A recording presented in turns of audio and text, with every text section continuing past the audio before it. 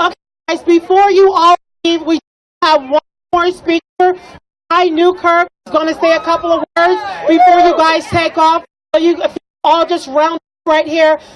Before helping to launch Democracy Spring and serving as the campaign director, Kai Newkirk co-founded 99 Rise, a grassroots organization fighting to get big money out of American politics. Nonviolent civil resistance, Kai first gained national attention for interrupting the United States Supreme Court, demanding that justice overturn Citizens United in February of 2014.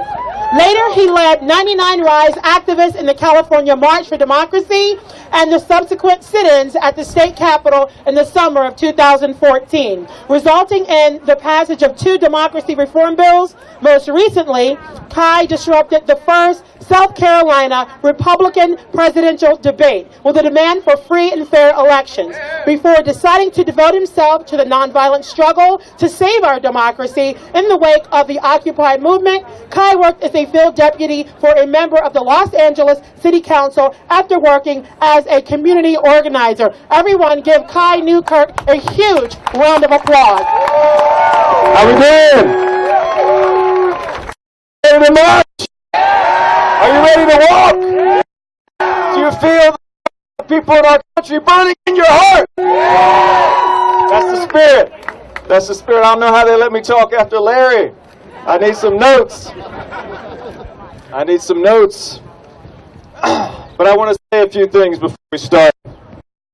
Tell you, brothers and sisters, we may be in the midst of a long winter of corruption in our country. And it's a little cold and rainy, but standing, I do believe that spring is coming. Yeah. Spring is coming, change is coming. Can you feel it? Yeah. And it's coming because we, the people, when we stand together, when we march, when we sit in, when we walk together towards what we know is right, we can change the weather in this country. We can change the political weather in this country. Do you believe that? Yeah.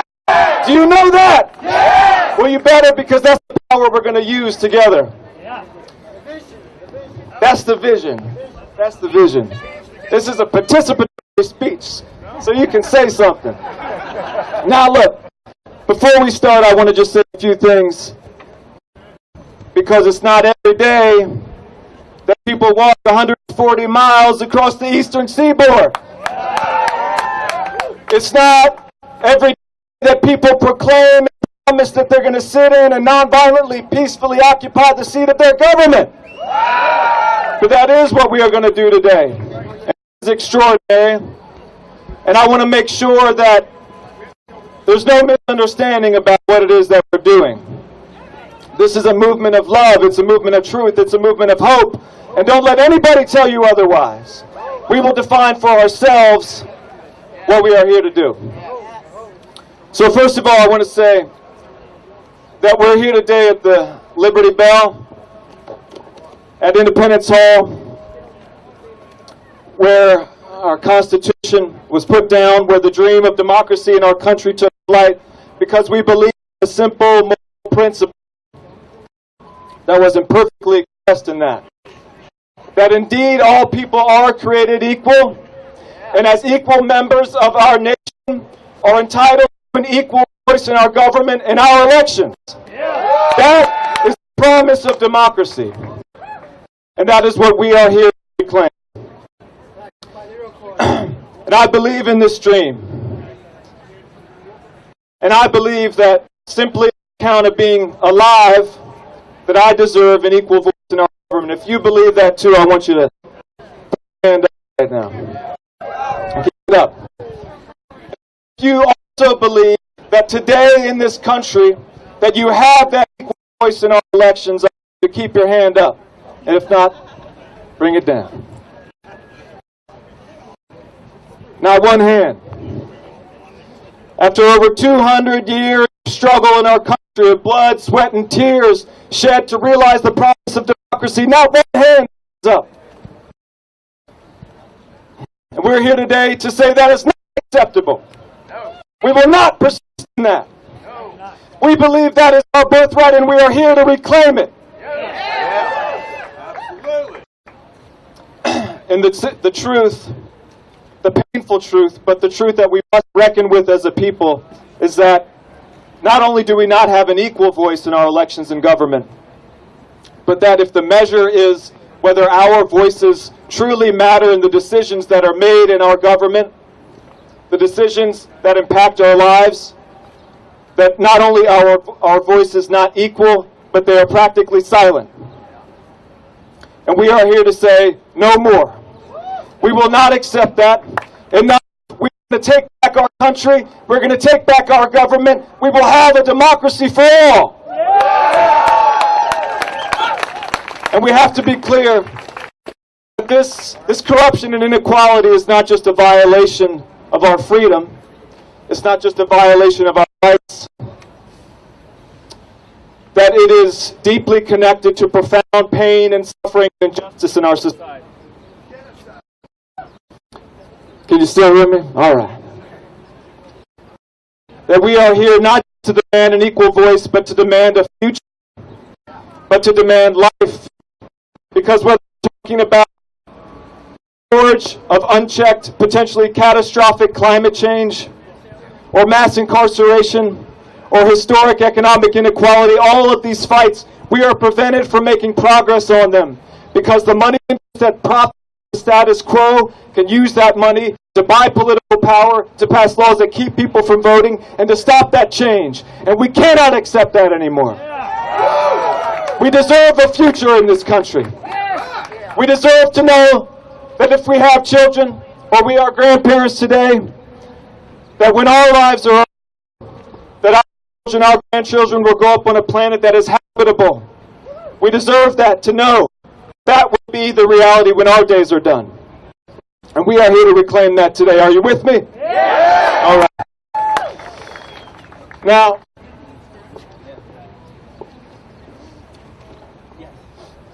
Larry says it best, that Christmas isn't coming for any of our movements if we don't win on this fight. Okay?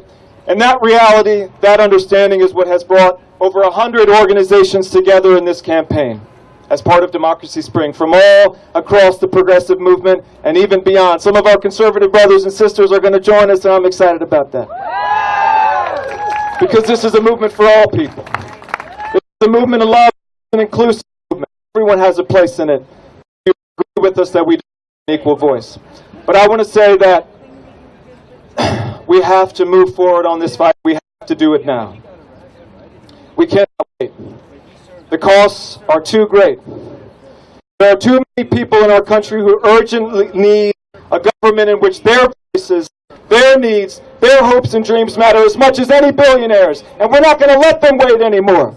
The children in Flint, Michigan, they can't wait anymore. The people who stood in line in Arizona to vote for hours and never had the chance, they can't wait anymore. The grandparents among us who want to know that when they die, that their grandchildren will live on a planet where life is possible, they don't have time to wait anymore. They don't have that luxury. So we have to come together and fight and win change now. Are you ready? That's the spirit. That's the spirit. And the good news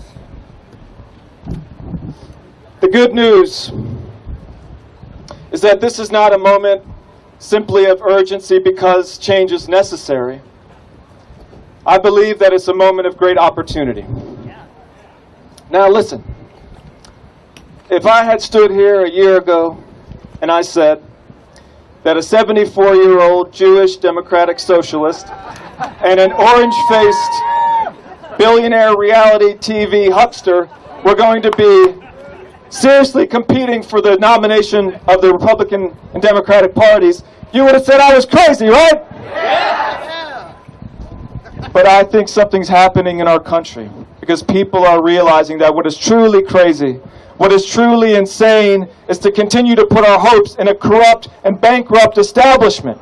And that unless we win change and elect people who are determined to break the rules of that and to fight for change, we can't count on anything getting better in our country. Do you understand that? Yeah! And so we come together at a moment when the people are waking up. But we have to be clear. First of all, we have to be crystal clear about this, that we are a nonpartisan movement, but we are not an amoral movement. And when a presidential candidate verges into the realm of fascism and hate, we have to say they've crossed the line of decency. And our conservative brothers and sisters have to recognize that Trump has done that and have to say no. That is not acceptable.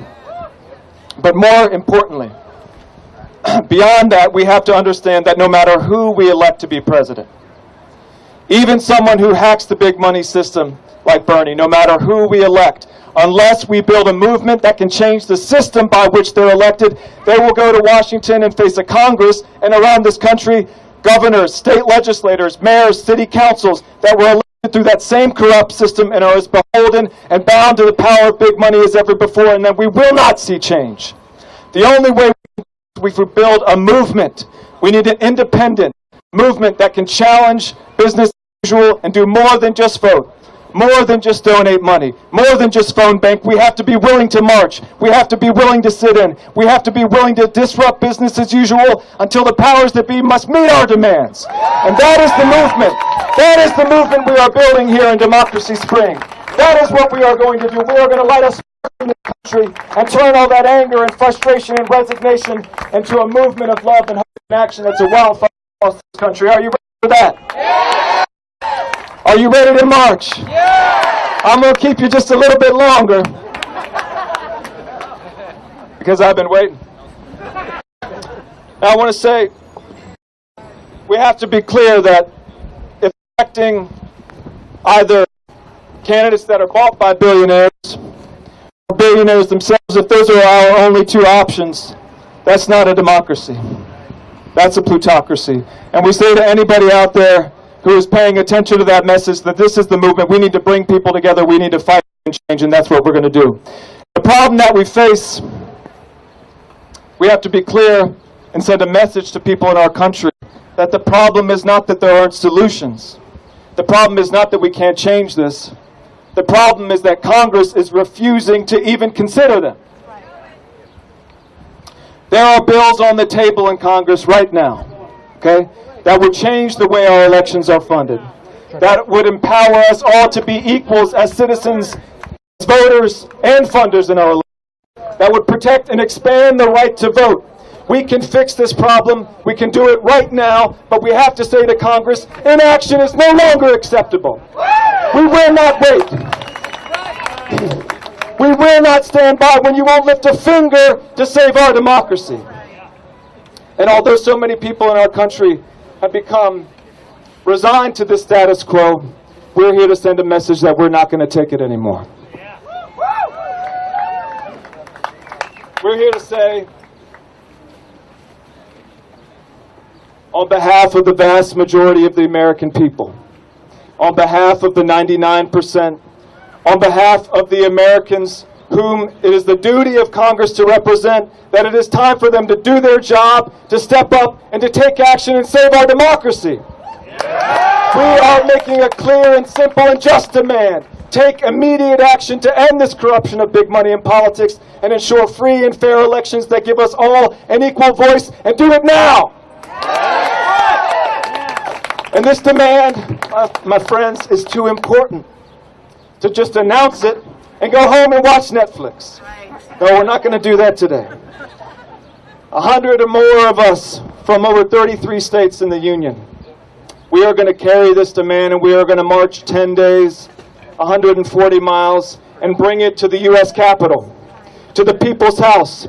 And as we walk, we will call upon Americans to join us and to be there when we arrive and to present this demand to Congress and to make them make a choice. Either do your job and take action to save our democracy, or send us all to jail. Yeah. They are not going to be able to hide anymore. We are going to force this out into the light of day. Over 1,000 people have spoken with us on the phone and have committed and confirmed that they will be there and they will sit in with us in Washington, D.C. And I believe that when we arrive, that this will be the largest civil disobedience of this century in our country. Day after day, we will sit in, and we will make them make a choice. But in the eyes of this world, in the eyes of the nation, Will they stand on the side of the people, on the side of democracy, or on the side of big money and corruption? Will they do their jobs? Will they fix our democracy? Or will they send hundreds of patriotic Americans to jail day after day simply for demanding an equal voice? And when we do that, we will send a message that no one can ignore.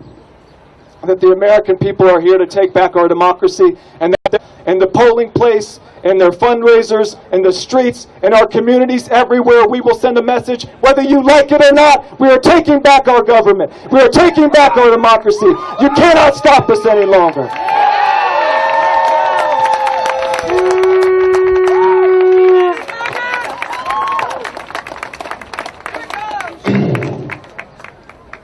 And we're not going to stop. Day after day, we'll continue. Day after day. Who will stop us when we reach Washington, D.C.? It's the people's house, and we're taking it back. Yeah!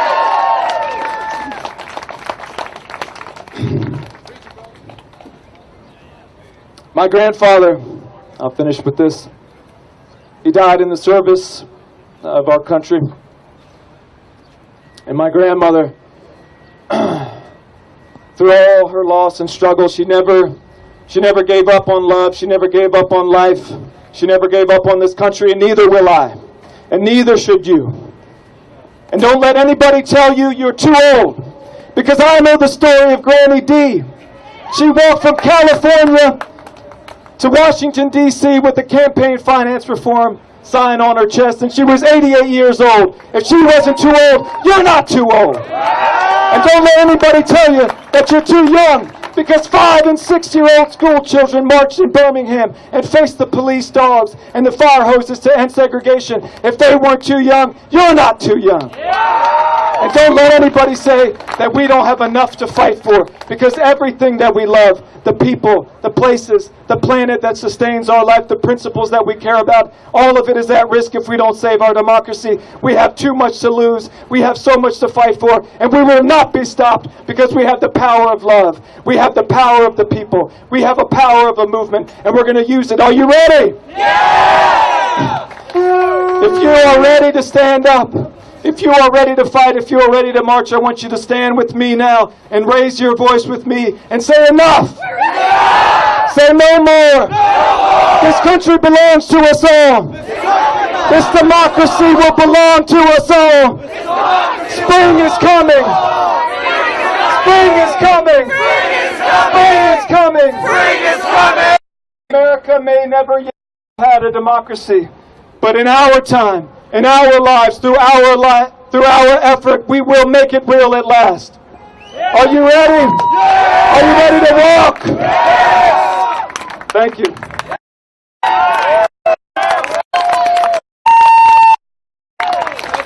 Thank you. Thank you all.